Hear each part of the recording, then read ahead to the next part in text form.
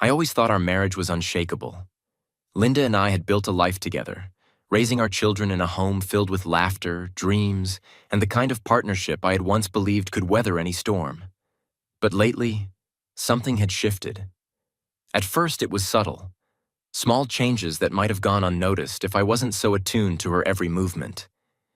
It began with her distance, a kind of emotional chasm that hadn't been there before.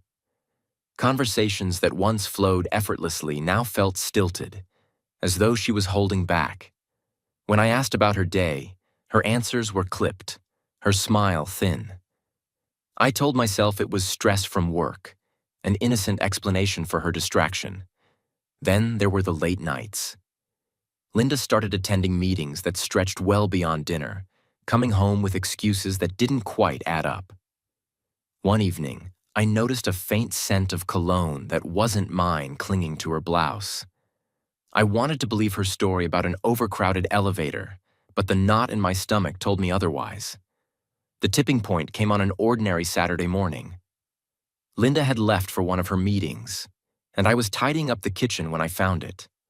A receipt tucked carelessly in her purse. Dinner for two at an upscale restaurant I'd never heard of, dated just 2 nights ago. The memory of that evening struck me like a physical blow. She had told me she was working late, leaving me at home with the kids. My mind raced with possibilities. Was it a work dinner? A friend? I wanted to confront her immediately, but a part of me wasn't ready to hear the truth. Instead, I found myself spiraling, replaying the years of our marriage in my head. We had shared so much. First dates, first homes, the birth of our children. I thought of our vows, the promises we made to each other. Where had it all gone wrong? I couldn't pinpoint the exact moment when the cracks began to show, but they were there, glaring and undeniable. That night, I lay awake in bed, listening to Linda's steady breathing beside me. I turned the receipt over in my hand, the weight of it far heavier than the thin strip of paper should have been. Was I overthinking it? Or had I been blind to the truth staring me in the face? The next day, I started noticing more. Her phone, once left casually on the coffee table, was now glued to her hand, the screen always angled away from me. She laughed at messages I couldn't see, her smile private, as if it belonged to someone else. The disconnect between us grew, a silent but tangible barrier. I tried to rationalize, to convince myself it was nothing. But the more I tried, the more the doubt consumed me. I wasn't just losing my wife. I was losing the life we had built together. For the first time in years, I felt powerless.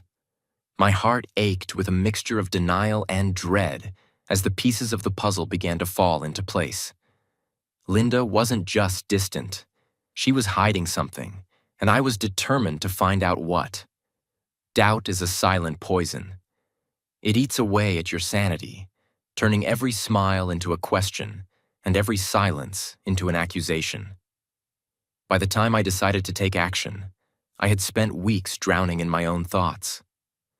Linda's behavior grew increasingly erratic, and I knew I couldn't live in limbo any longer. It wasn't an easy decision. I had always prided myself on being a man of trust. Trust was the foundation of our marriage. Or so I thought. But as much as I hated the idea of spying on my wife, the alternative was worse. I couldn't keep pretending everything was fine. That's how I found myself sitting across from Eliza, a private investigator with sharp eyes and an air of quiet confidence. She came highly recommended, though the idea of hiring someone to trail my wife felt like a betrayal in itself. "You're sure about this?" she asked, her pen poised over a notepad. I hesitated, staring at the worn leather of her office chair. Was I sure? Number. But I was desperate.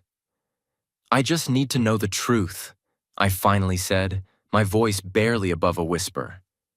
Eliza nodded, her expression neutral. She had probably heard it all before. Husbands, wives, all grappling with the same gut-wrenching suspicions. She didn't offer false reassurance, only a promise to find the answers I was too afraid to uncover myself. The next few days were a blur of anxiety. Every time Linda left the house, I wondered if Eliza was following her.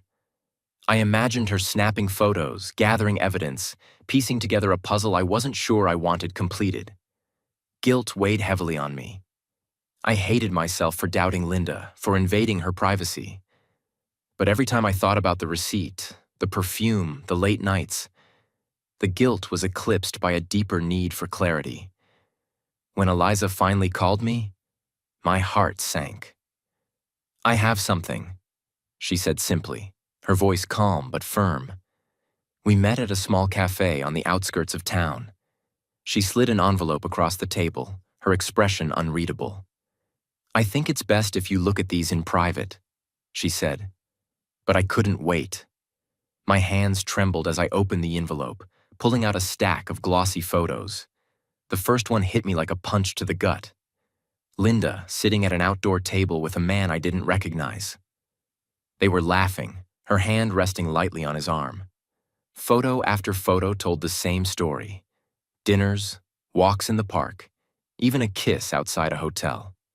The man, Eliza explained, was Victor, a con artist with a long history of charming his way into women's lives. I stared at the photos, my vision blurring. This was it. The truth I had been seeking, laid bare in stark detail. There was no denying it now. Linda wasn't just distant. She was unfaithful. Eliza's voice broke through my haze. "I'm sorry, James," she said softly. "I know this isn't easy." I nodded, unable to speak. The betrayal was more than I could bear, a searing pain that cut deeper than I thought possible. I had imagined this moment 1,000 times, but nothing could have prepared me for the reality. That night, I sat alone in my car, the photos spread out on the passenger seat. I stared at them, at the undeniable evidence of Linda's affair. My mind raced with questions I didn't have the answers to. How long had this been going on? What did he have that I didn't? I thought about confronting her, about throwing the photos on the table and demanding an explanation. But something stopped me. I needed a plan, a way to take control of a situation that had spiraled far beyond my grasp. As I drove home, one thought consumed me. I couldn't let this break me. For the sake of my children, for the sake of the life I had built, I had to stay strong. But deep down, I knew nothing would ever be the same again. There's a strange calm that comes when you know your life is about to change. The storm of emotions, anger, betrayal, heartbreak, had already battered me.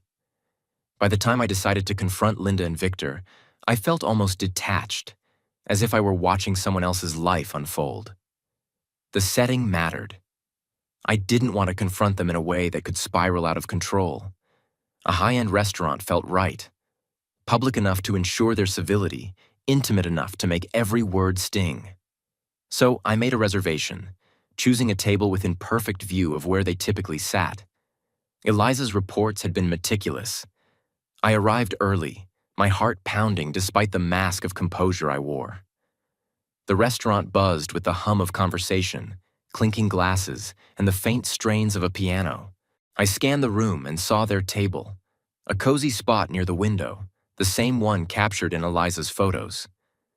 Linda and Victor arrived 15 minutes later. I watched them from my seat, my breath catching in my throat.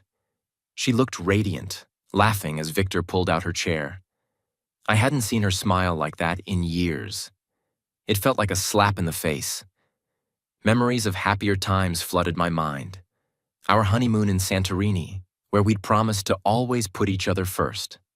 The nights we stayed up late, dreaming about our future.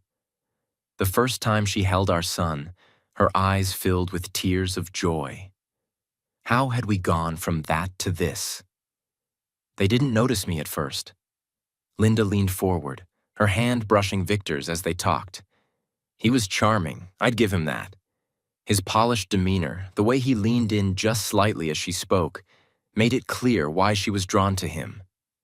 I took a deep breath, steeling myself. This wasn't just about Linda's betrayal. It was about reclaiming my dignity. I stood, smoothing my jacket, and made my way toward their table. The moment Linda saw me, her laughter froze. Her eyes widened in shock, her hand instinctively pulling away from Victor's. He turned to face me, his confident smirk faltering under my gaze. "James," Linda stammered, her voice barely above a whisper. "Don't stop on my account," I said, my tone calm but firm. I pulled out a chair and sat down, my movements deliberate. "I thought I'd join you. After all, it seems we have a lot to discuss." The color drained from Linda's face. Victor, on the other hand, tried to recover his composure. "I'm not sure what you think this is," he began, his voice smooth but edged with unease. I held up a hand, silencing him. "Oh, I know exactly what this is, Victor. But let's not pretend. We're all adults here, aren't we?" Linda's hand trembled as she reached for her glass of water. "James, I can explain." "Explain?" I cut her off, my voice still steady. "Explain what, Linda? That you've been sneaking around with a man who preys on women? That you've been lying to me, to our children?" Her eyes filled with tears, but I didn't let it deter me. I turned my attention to Victor.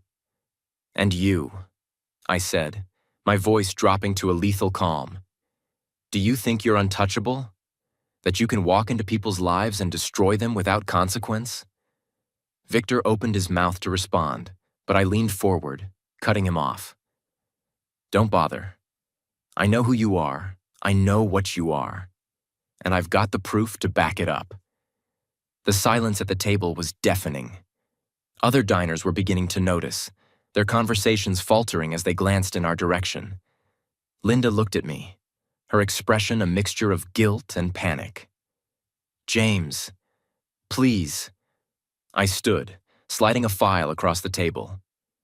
"This is everything I've gathered on you, Victor. Fraud, manipulation, it's all in there. If you're smart, you'll disappear before I take this to the authorities." Victor's confidence shattered in an instant. He grabbed the file, flipping through the pages with shaking hands. Linda buried her face in her hands, her sobs muffled. I straightened my jacket, my voice calm but unyielding. "You made your choices, Linda. Now you have to live with them." With that, I turned and walked out of the restaurant, the weight of the confrontation lifting off my shoulders. But as I stepped into the cool night air, the pain remained. A deep, aching wound that no amount of dignity could erase. The night after the confrontation felt endless. I sat in the dim light of the living room, staring at the clock as it ticked away the seconds. Linda wasn't home yet. Maybe she wouldn't come back at all. I didn't know which outcome I dreaded more. When the front door finally creaked open, I didn't look up. I could hear her quiet footsteps, the sound of her purse being set down, and then the hesitant clearing of her throat. "James," she began, her voice trembling. I cut her off, my tone sharp but controlled. "Don't, not yet. Sit down." She hesitated but eventually sank into the armchair across from me. Her face was pale, her eyes red and swollen. For a moment, I felt a pang of something close to pity. But then I reminded myself of the betrayal, the lies, the deceit, the man she had chosen over me. I tossed the file onto the coffee table between us. "You want to explain? Start with this." Linda stared at the folder, her hands clenching in her lap. "I didn't know," she whispered. "About Victor, I mean. I didn't know what he was." "But you knew what you were doing," I snapped. The bitterness in my voice surprised even me. "You knew you were lying to me, to our kids. You knew you were throwing away everything we built." Her tears spilled over, and she buried her face in her hands. "I made a mistake," she choked out. I was lonely, James. You were so busy with work, and I felt invisible." "Invisible?" I repeated, incredulous. "Do you have any idea how hard I've worked for this family? For you? And this is how you repay me?" Her sobs grew louder, but I couldn't stop. The words poured out, years of frustration and heartbreak boiling to the surface. Do you know what it's like to find out your wife has been sneaking around with a con artist? To see photos of her laughing with another man while I'm at home taking care of our children? Linda looked up, her face streaked with tears. I never wanted to hurt you, she said softly. Well, congratulations, I said, my voice dripping with sarcasm. You've succeeded. For a moment, we sat in silence, the weight of everything hanging heavy in the air. Finally, I leaned back, my voice calmer but no less firm. Victor's gone. He knows I'll take everything I have to the police if he doesn't disappear. But that doesn't change what you've done. Linda flinched, her hands twisting together. I'll do whatever it takes to fix this, she said desperately. I'll go to therapy. I'll earn your trust back. Please, James, don't give up on us. I laughed bitterly, the sound harsh even to my own ears. Us? Do you honestly think there's an us after this? You didn't just betray me, Linda. You betrayed our family. Her sobs filled the room again. But this time, I didn't feel anything. The anger had burned itself out, leaving behind only a cold, hollow ache. I stood, walking to the door and opening it. I need you to leave, I said quietly. Linda looked up at me, her eyes wide with shock. James, please, go, I repeated, my voice firmer. I need time, and so do you. If you're serious about fixing this, start by figuring out who you are without Victor, without me. She hesitated, but eventually she stood and walked toward the door. As she passed me, she paused, her voice barely audible. I'm sorry. I didn't respond. When the door closed behind her, the silence was deafening. I sat back down, staring at the empty armchair where she had been. The weight of everything crashed down on me all at once. The betrayal, the confrontation, the painful realization that the life I had known was gone. But amidst the pain, there was a glimmer of something else. Resolve. I couldn't change what had happened, but I could control what came next. And for my children, for myself, I would find a way to move forward. The house felt impossibly quiet after Linda left. The kind of quiet that lets every thought, every memory scream in your mind. I sat on the couch for what felt like hours, staring at nothing, replaying every moment of the confrontation and everything that led up to it. Her words lingered. I was lonely. I wanted to be angry, to rage at her for daring to feel alone when I had poured so much of myself into our family. But underneath the anger was something I wasn't ready to face, an inkling that maybe, just maybe, I had failed too. I shook off the thought, focusing instead on what lay ahead. The betrayal was her choice, not mine. I had been here, present, working tirelessly for our life together. Yet here I was, picking up the pieces of a marriage shattered by her actions. I got up and walked to the kitchen, my feet moving on autopilot. The faint hum of the refrigerator was the only sound as I poured myself a glass of water, the cold liquid grounding me. On the counter, a crayon drawing caught my eye. It was from our youngest, Chloe. A crude but heartfelt picture of our family, smiling and holding hands. My chest tightened as I ran my fingers over the paper. Whatever had happened between Linda and me, the kids deserved better than to be collateral damage. They deserved stability, love, and the assurance that their father would always be there for them. The next morning, I woke up with a renewed sense of purpose. The pain was still there, raw and unyielding, but I couldn't let it consume me. I had responsibilities, and wallowing in self-pity wouldn't help anyone. I started by establishing a routine. Mornings were for breakfast and school drop-offs, evenings for homework and bedtime stories.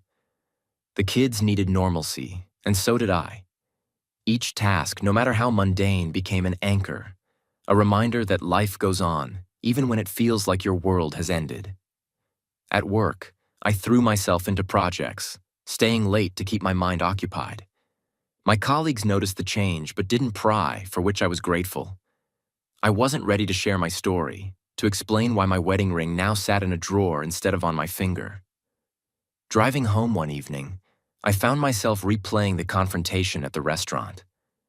Victor's smirk, Linda's tears, the stunned silence of the other diners. It all felt surreal, like a scene from someone else's life. But it was my life, and I had to own it. I pulled into the driveway, pausing before getting out of the car. The house loomed ahead, its warm light spilling onto the lawn. Inside were two little lives that depended on me.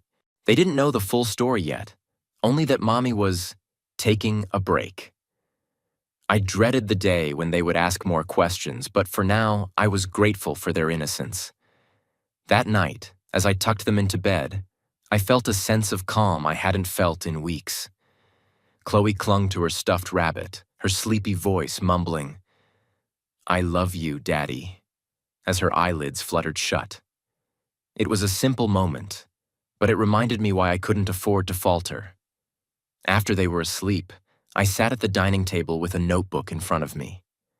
I started making lists, practical things like bills and schedules, but also personal goals.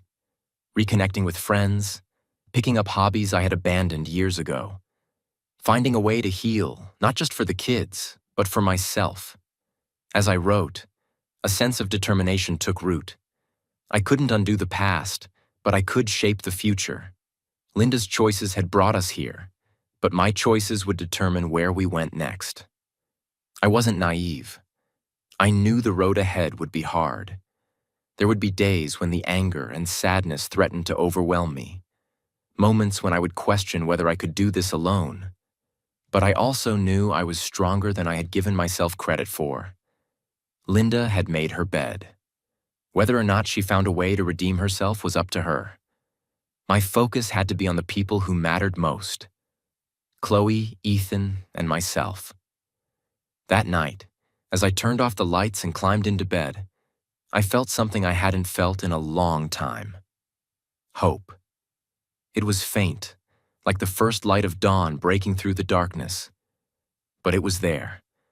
For the first time since everything fell apart, I allowed myself to believe that maybe, just maybe, we would be okay. I didn't hear from Linda for the first few days after she left. Part of me was relieved. Her absence gave me space to focus on the kids and myself.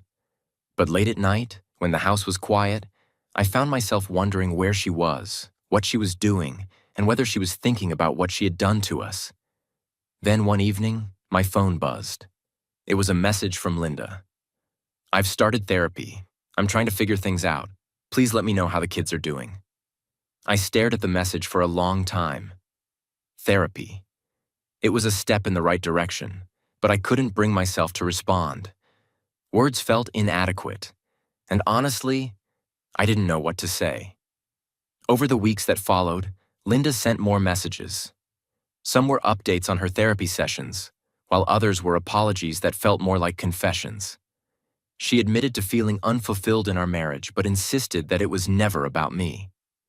"It was my own insecurities," she wrote. "Victor just made me feel seen." Seen. That word stung more than I cared to admit. But I didn't respond. I wasn't ready to engage, and I didn't owe her that. Not yet. Through mutual friends, I learned that Linda had moved in with her sister. She wasn't working and spent most of her days attending therapy and journaling. One friend mentioned that Linda had started volunteering at a local shelter, something she hadn't done in years. "She's trying, James," the friend said gently. Trying. It wasn't enough to erase the pain, but it was something. One day I came home to find an envelope in the mail. Inside were handwritten letters addressed to me and the kids.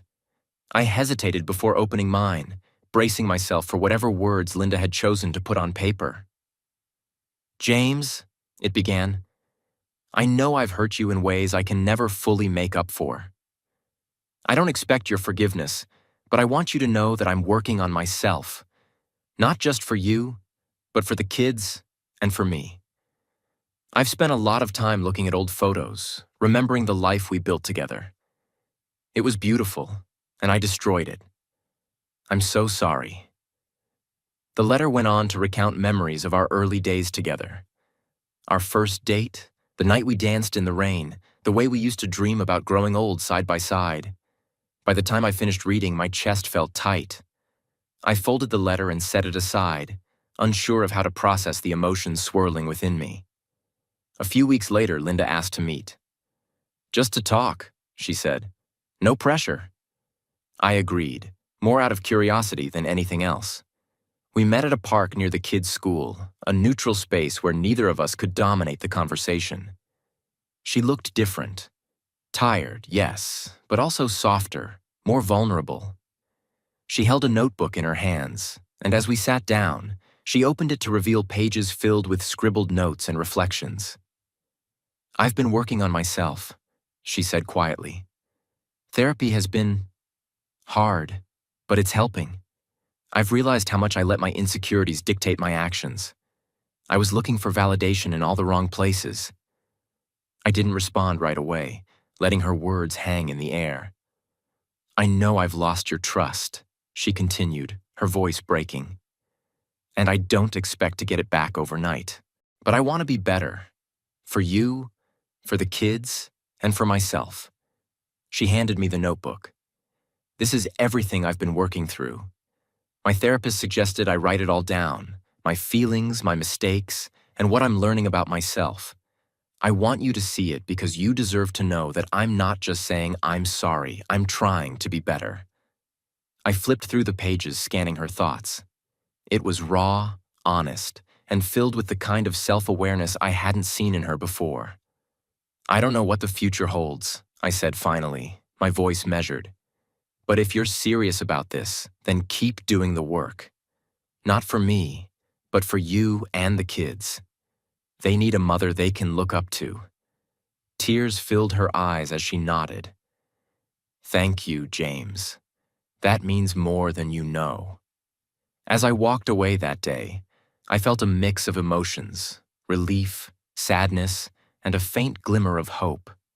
Linda's journey of redemption was her own to navigate, but for the first time, I believed she might actually succeed.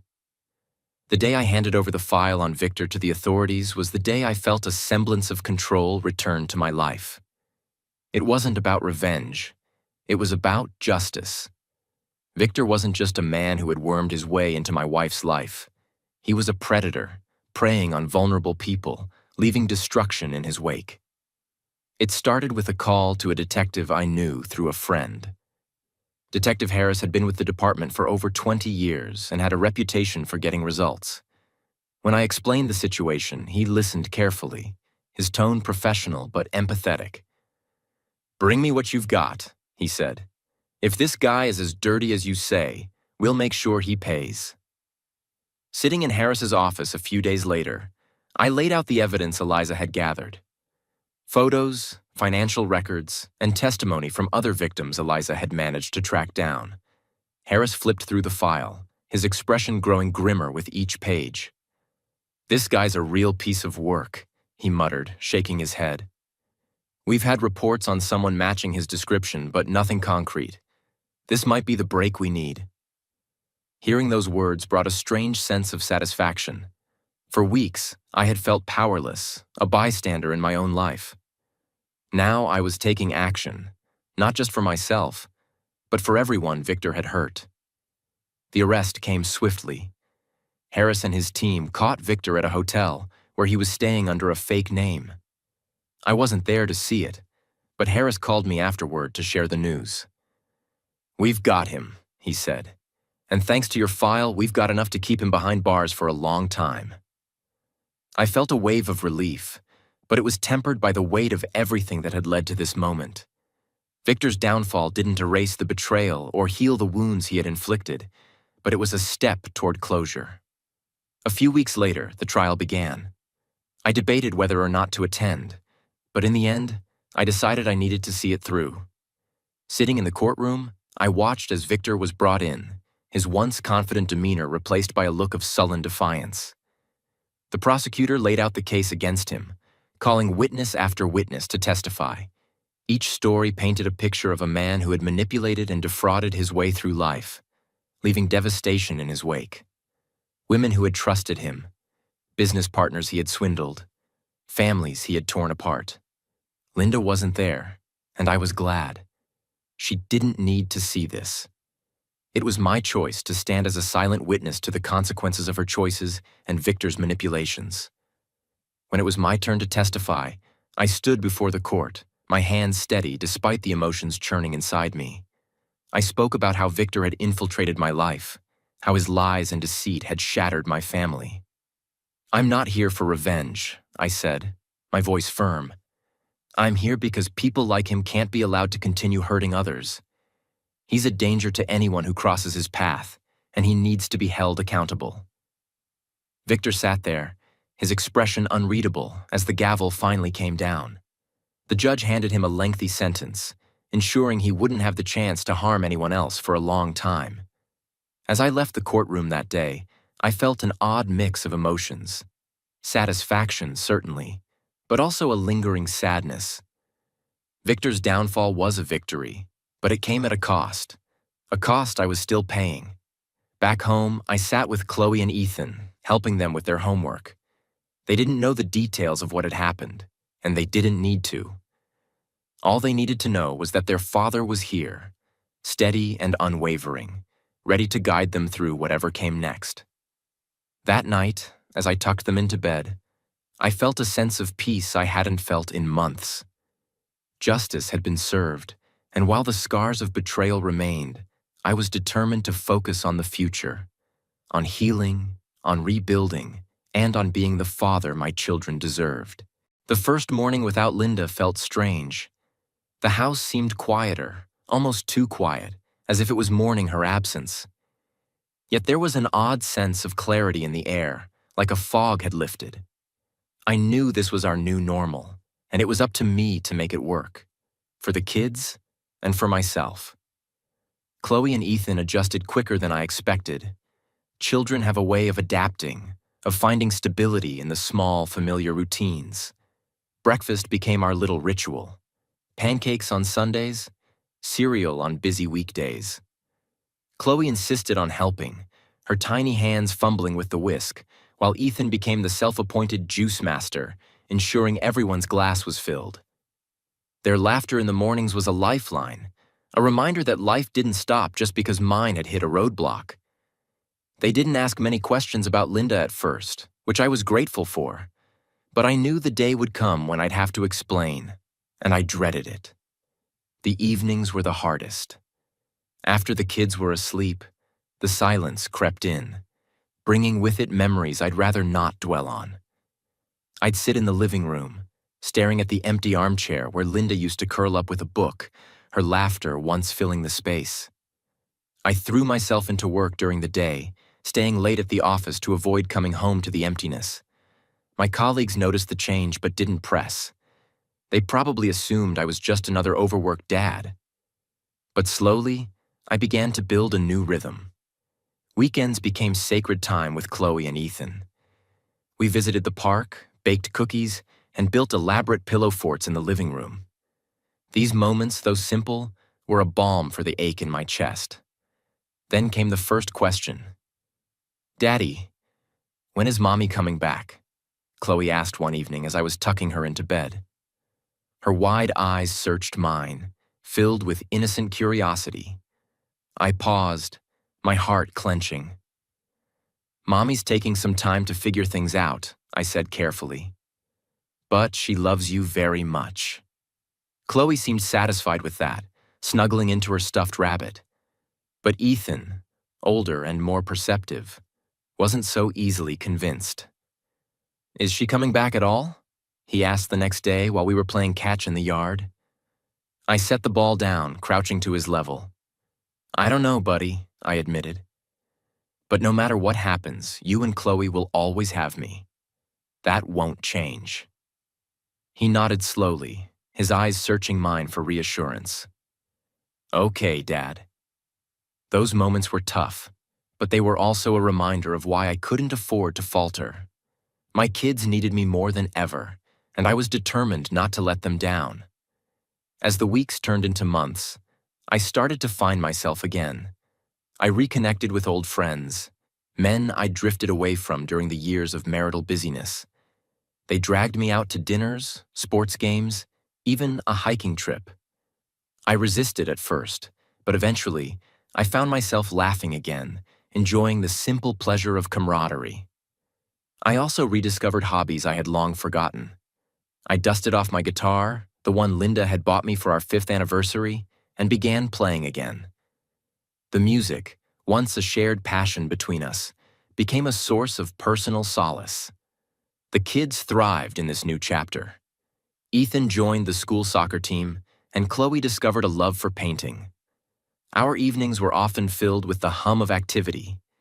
Ethan practicing drills in the yard, Chloe proudly displaying her latest masterpiece. Still, Linda's absence was felt. The empty seat at the dinner table, the moments when I caught myself reaching for my phone to text her, only to remember there was no need.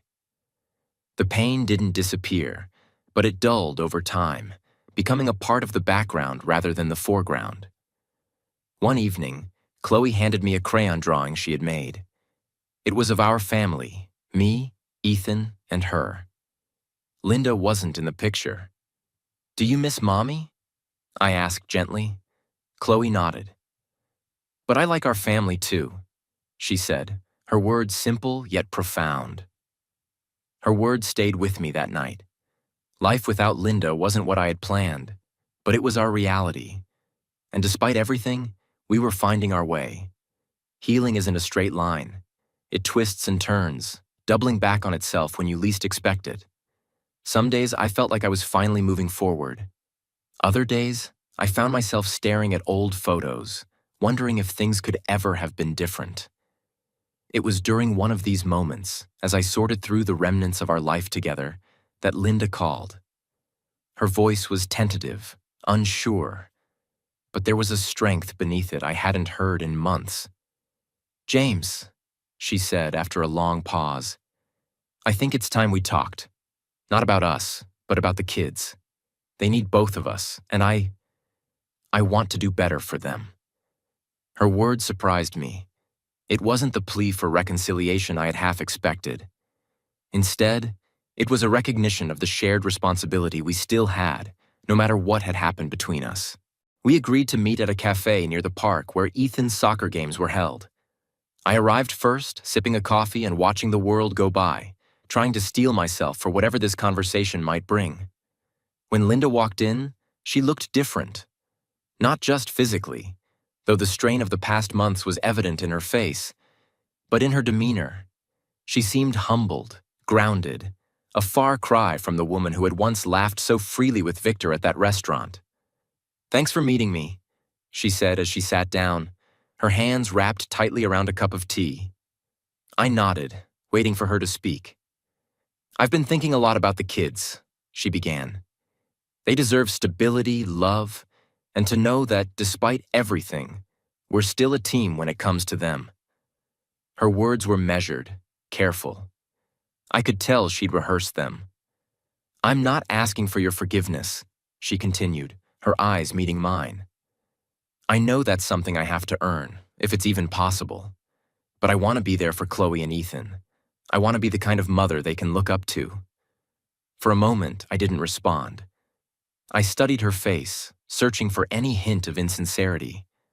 But all I saw was a woman who seemed genuinely remorseful and determined to make amends. "I appreciate that," I said finally, my voice steady. "The kids do need you, but they also need consistency. If you're going to be in their lives, you have to be all in. No more disappearing acts. No more excuses." Linda nodded, her grip on the teacup tightening. "I understand. I've been working with my therapist on how to be more present, more accountable. I know it won't be easy, but I'm willing to do whatever it takes." We talked for over an hour, discussing schedules, boundaries, and how we could co-parent effectively. It wasn't an easy conversation. There were moments when old wounds threatened to reopen, but it was productive. As we were wrapping up, Linda hesitated, her eyes downcast. "James," she said softly, "I want you to know that I regret everything. Not just the affair, but the way I let myself drift away from you, from us. I don't expect you to forgive me, but I needed to say that." Her words hung in the air, heavy with emotion. I took a deep breath, choosing my response carefully. "I appreciate your honesty," I said, "but forgiveness isn't something I can give you right now. Maybe someday, but not today. What I can do is support you in being a better mother to our kids. That's what matters most right now." She nodded, her eyes glistening with unshed tears. "Thank you, James. That means more than you know." As I walked out of the cafe, I felt a strange mix of emotions. There was no closure, not really, but there was a sense of resolution. Linda was taking steps to heal, to be a better person, and while that didn't erase the pain she'd caused, it was a start. That evening, I sat down with Chloe and Ethan to tell them that Mommy would be spending more time with them. Their faces lit up, their excitement palpable. "When?" Chloe asked eagerly. "Soon," I said, smiling at her enthusiasm. "We're figuring it out." Ethan, ever the quiet observer, looked at me carefully. "Are you and Mommy okay now?" I hesitated, then crouched down to his level. "We're working on being good parents," I said. "That's the most important thing, right?" He nodded, seemingly satisfied with my answer. Later that night, as I watched them sleep, I felt a sense of peace. It wasn't perfect, and it never would be. But it was enough for now. A chance to heal, not just for myself, but for my family. Moving forward isn't about forgetting the past. It's about learning to live with it and finding the strength to build something new. For me, moving forward began with small steps. Each day, I focused on what I could control: my children, my work, and the person I wanted to become. The kids adapted remarkably well. Linda kept her promise, showing up consistently for Chloe and Ethan. She picked them up from school twice a week and joined us for family game nights once a month. It was awkward at first, navigating this new dynamic, but the kids were happy, and that was enough to keep us both trying. For my part, I learned to focus on the moments that mattered. Ethan's soccer games, where his determination on the field made me swell with pride. Chloe's art exhibitions at school, where she'd excitedly pull me toward her brightly colored drawings. These were the moments I lived for, the ones that reminded me life was still full of joy. But there were also the quiet victories, the ones that came when I least expected them. Like the first time I laughed, a real, unguarded laugh, at one of Ethan's corny jokes. Or the first time I played my guitar without thinking about Linda's betrayal, letting the music carry me somewhere lighter, freer. Then there was the trip. It started as an idea, something to break up the monotony of life and give the kids a new adventure. We decided on a road trip, just the three of us, to the mountains. Chloe was ecstatic, already planning the snacks and playlists. Ethan, ever the planner, mapped out hiking trails and campfire spots. As we packed the car and set off, I felt a strange sense of excitement. It wasn't just about the destination. It was about the journey, about creating memories that belonged solely to us. The mountains were breathtaking, their peaks dusted with snow, the air crisp and invigorating. We spent our days hiking, exploring, and laughing around the campfire. At night, under a blanket of stars, we talked about everything and nothing, our conversations flowing with the ease of people who truly loved and trusted each other. One evening, as we sat by the fire roasting marshmallows, Ethan turned to me. "Dad," he said, his voice thoughtful, "I think we're going to be okay." I smiled at him, my heart swelling with pride. "Yeah, buddy," I said, "I think we are." That trip became a turning point for us. It was a reminder that no matter what had happened, we were still a family. And as long as we had each other, we could face whatever challenges came our way. Back home, I began to focus more on myself. I started running in the mornings, finding solace in the rhythm of my feet hitting the pavement. I reconnected with old friends, rebuilding the relationships I had let slip during the chaos of the past year. Linda and I found a new balance. We weren't friends, not yet, maybe not ever. But we were partners in parenting. She continued her therapy, and I saw the changes in her. She was more present, more engaged, and for the first time, I believed she truly wanted to make amends. One evening, after dropping the kids off at her place, she stopped me at the door. "James," she said, her voice hesitant, "thank you for giving me a chance to be part of their lives again. I know it couldn't have been easy." "It wasn't," I admitted, meeting her gaze. "But it's what they needed, and that's all that matters." As I drove home that night, I felt a sense of closure. Linda's journey was her own, and while I couldn't erase the pain she had caused, I could choose to let go of the bitterness. Life didn't magically become perfect after that. There were still hard days, moments when the past threatened to resurface. But those moments became fewer and farther between. One day, as I stood in the yard watching Chloe and Ethan play, I realized something. I was happy. Not the fleeting kind of happiness that comes from distractions or temporary fixes, but a deep, abiding contentment. We had been through the fire, my family and I. We had been tested in ways I never imagined, but we had come out stronger. And as I stood there, the sun warm on my face, I allowed myself to hope. For the first time in a long time, the future didn't feel like something to fear. It felt like a gift, a chance to start anew, to build a life filled with love, resilience, and the unshakable bond of family.